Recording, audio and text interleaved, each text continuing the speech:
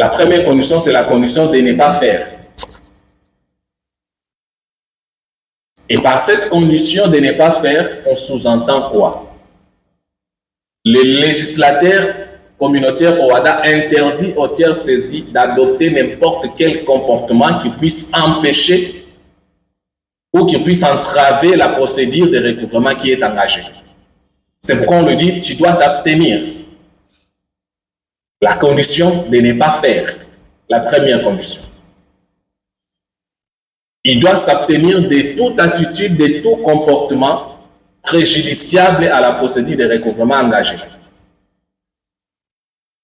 Et la deuxième condition, c'est la condition de faire. Cette condition de faire vise tout simplement à obtenir les concours du tiers saisi à la bonne exécution de la procédure de recouvrement engagée. C'est-à-dire à tout moment ou à tout temps où il sera besoin de demander son concours pour la bonne exécution de la procédure, il est obligé de répondre, de le faire. Il ne peut pas refuser. C'est ça la deuxième condition qu'on qualifie de la condition de faire. La première condition, on a parlé de la condition de ne pas faire, c'est garder, c'est protéger de toute attitude préjudiciable à la procédure. La deuxième condition, on lui dit, lorsque ton apport est sollicité, tu dois le faire. Et c'est dans cette condition, dans cette deuxième condition, que nous trouvons plusieurs autres conditions. Je disais que l'article 38 pose des conditions de base. À ces conditions, nous avons l'article 81 d'abord. Ou le 2, nous allons nous en servir de ces deux articles-là. 80 et 81 et l'article 156 aussi. Mais aussi l'article 185. L'article 80 et 81, l'article 156 et l'article 185. L'article 186, l'article 80 et 81 parlent exclusivement de l'attitude du tiers saisi lorsqu'il y a une saisie conservatoire et pratiquée. C'est juste ça.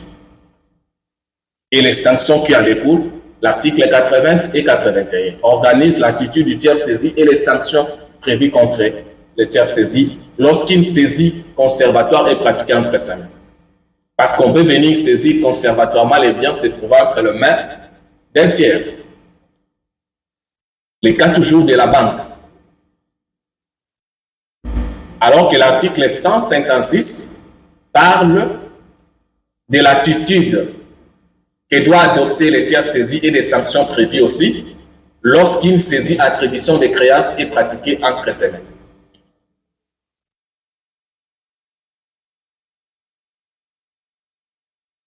Oui. Alors, l'article 185 parle de l'attitude que doit adopter un employeur lorsqu'une saisie sur des rémunérations est pratiquée.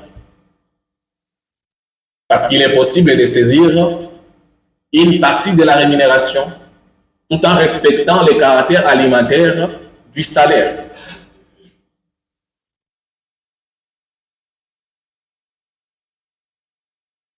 Alors, dans toutes ces conditions et dans toutes ces dispositions que nous venons d'énumérer, qu'est-ce qu'on doit retenir de l'attitude du tiers saisi? La loi, surtout l'article 156, parce que l'article 80 renvoie à l'article 156.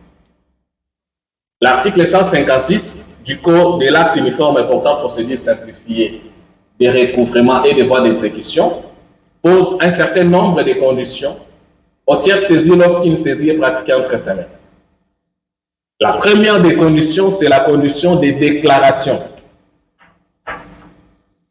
Les tiers saisis, une fois la saisie est pratiquée entre ses mains, le tiers saisi doit procéder à la déclaration. Qu'est-ce qu'il déclare? Il déclare l'étendue de son obligation vis-à-vis du débiteur saisi. Le tiers saisi déclare l'étendue de son obligation vis-à-vis du débiteur saisi. Comme pour dire, qu'est-ce que tu détiens effectivement pour les comptes du débiteur saisi?